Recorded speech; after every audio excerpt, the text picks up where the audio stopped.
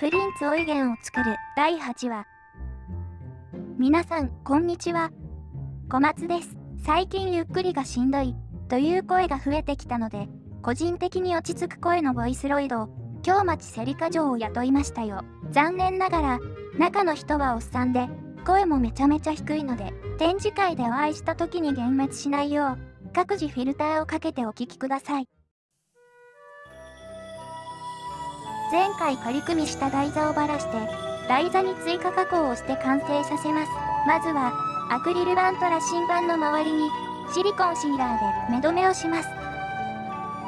隙間から漏れないよう、ゴム筆でシリコンシーラーを隙間に押し込みます。はみ出した分は、ティッシュで拭い取って作業完了。ここに、透明樹脂、デブコン AT を流し込みます。もともとは透明樹脂ですが、少し青色を入れてます。ここに硬化剤を流し込んで十分混ぜます。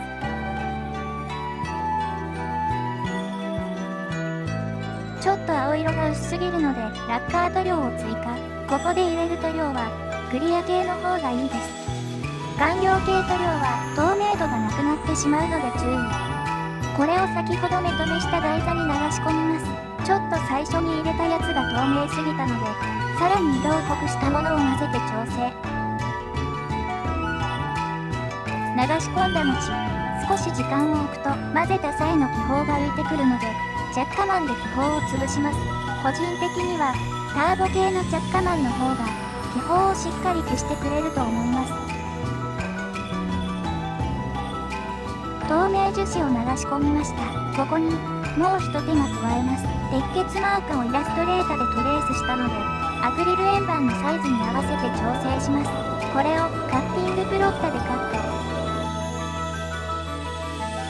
今回用意したフィルムはセロファンのように透けるものにしてみました。セパレーター上でいらないフィルムを剥がします。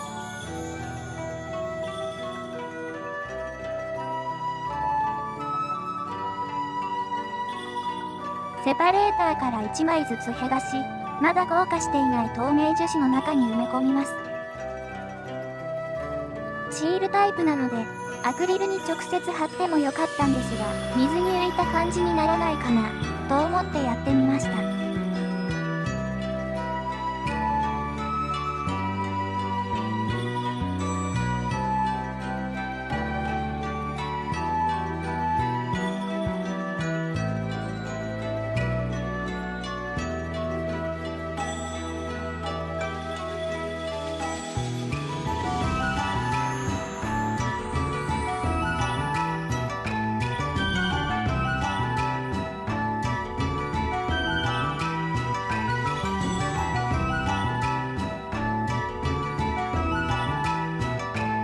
すべてのパーツを埋め終わりました。多少浮いているように見えますかね。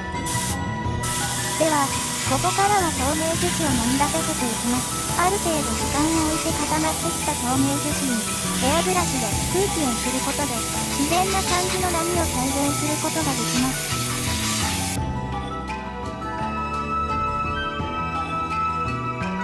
なかなか自然な感じになったなぁ。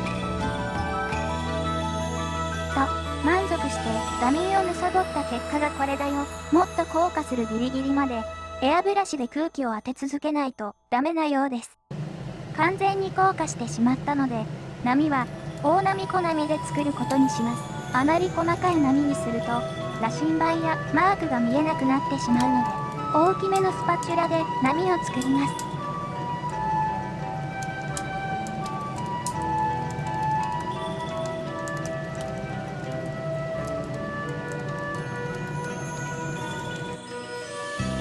細かい波にしすぎると見えなくなるって言っただろうが、ちょっと波を抑えるため、大波小波の姉妹品、さざ波を使います。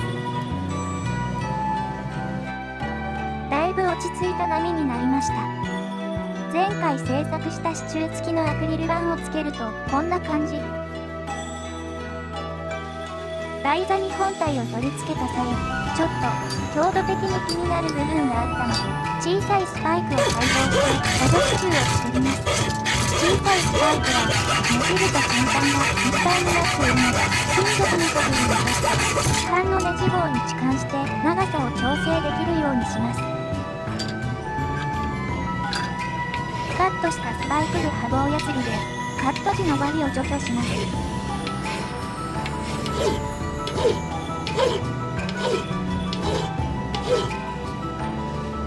カットしたスパイク部に真鍮棒を通すため万力に固定してボール板で穴を開けます。まずは2mmのドリルでスパイクに真鍮穴を開けます。やはりステンレス鋼に穴を開けるなら神経を使いますので穴を開けた後手に6ネジ棒を差し込むため5mmに下穴を開けます。ちょっと中心からずれましたがご愛嬌ということでここにタップでネジ切り。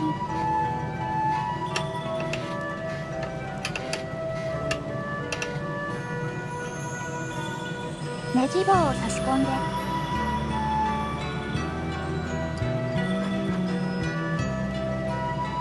真鍮棒を金槌で打ち込めば補助支柱の出来上がりです。製作した補助支柱棒を台座に取り付けます。インパクトドライバーでアクリルに穴開け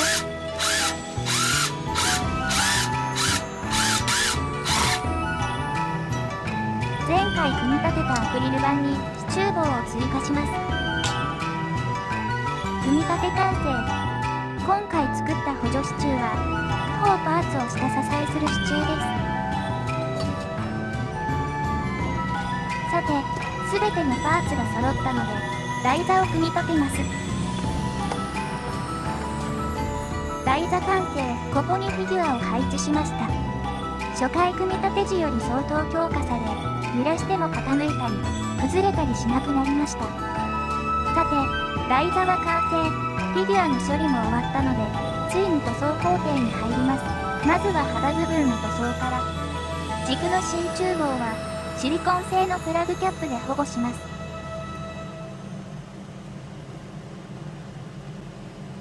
さらにレジン接着剤の接着力を保持するため接着面はマスキングゾルで保護。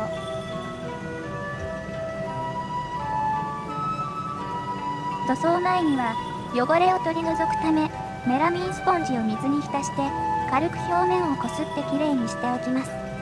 特に肌パーツは透けるので念入りに。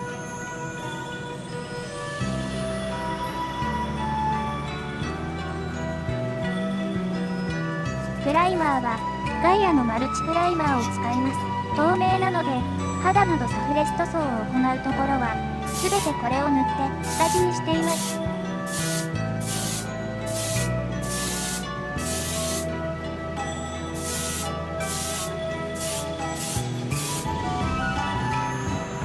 プライマーを拭いたら目の部分だけマスキングゾルで養生します。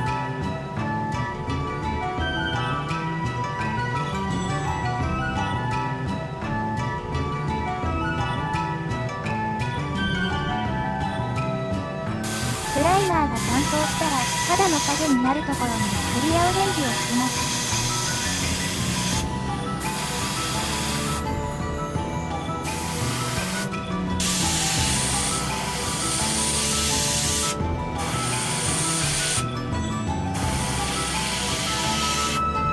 この後、上から肌色を拭くとクリアオレンジが薄くなってしまうので、この工程で気持ち色強めに拭きます。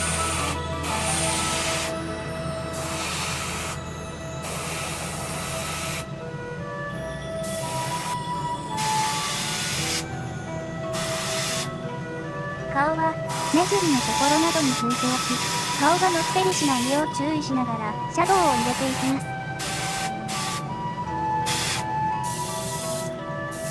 オレンジで影を入れたら肌色を拭きます。肌色はキャラクターフレッシュ1をベースにクリアオレンジやイエロー、それに蛍光イエロー、オレンジ、ピンクなどを混ぜ合わせ調色しています。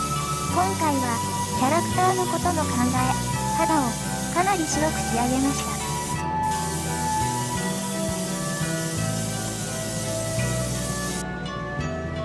た。外膜が十分乾燥したら、マスキングしていた目の部分を剥がして払い落とそう。完成です。ちょっと光を当てすぎて、シャドウがほとんど見えなくなってしまっていますが、現物ではちょうど良い感じに仕上がりました。